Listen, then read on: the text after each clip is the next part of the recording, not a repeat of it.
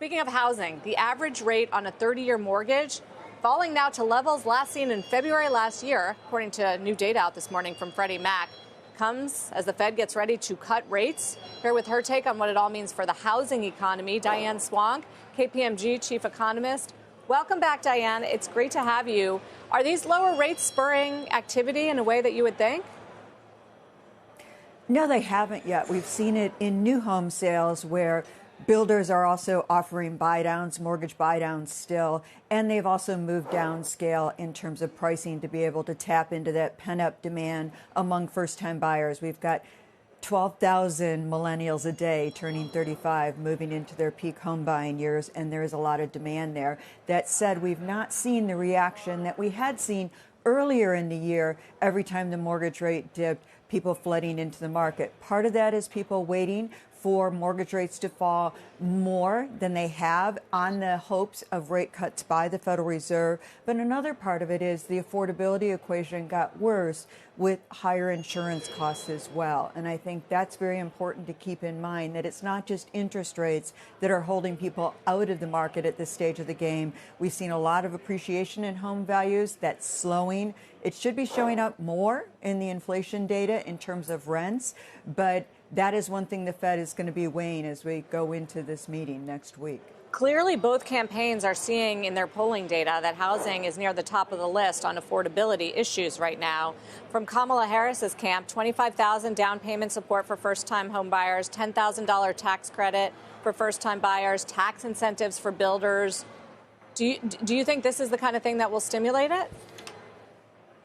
Well, what we really need is we need to be able to also change a lot of zoning laws, and that's really where the crux of the problem is. We've been underbuilding for decades in this country, and it's been because of a constraint on zoning. Some of the most affordable housing that tends to be the ladder up, 2 to 4 flats, that had its heyday in the 1970s, hit 143,000 in 1972. Last year, those 2 and 4 flats, which are the ladders that get many people onto the rungs of home ownership, those are only 14,000 last year, and that's because of the zoning situation that we have in the U.S. and the not in my backyard zoning laws we have.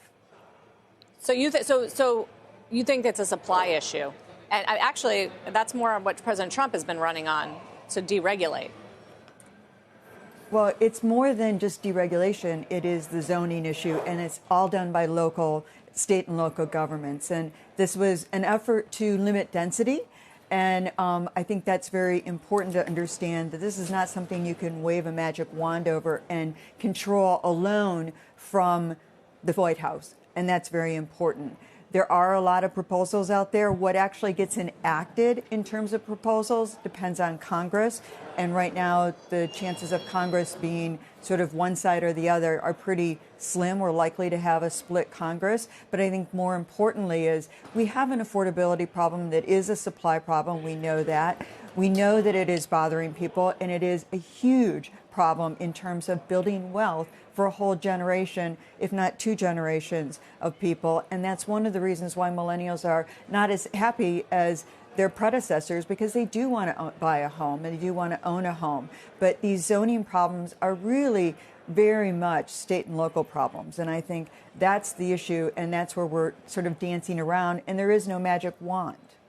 Of course, Diane, for the generation that has built a lot of wealth in housing, largely boomers, of course, and Gen X, I wonder, the one thing that keeps coming up lately is the degree to which HELOCs, or the ability to tap into your home equity, is going to be a thing to support consumer sentiment or spending. Do you have a take on that yet? I know it's still early days.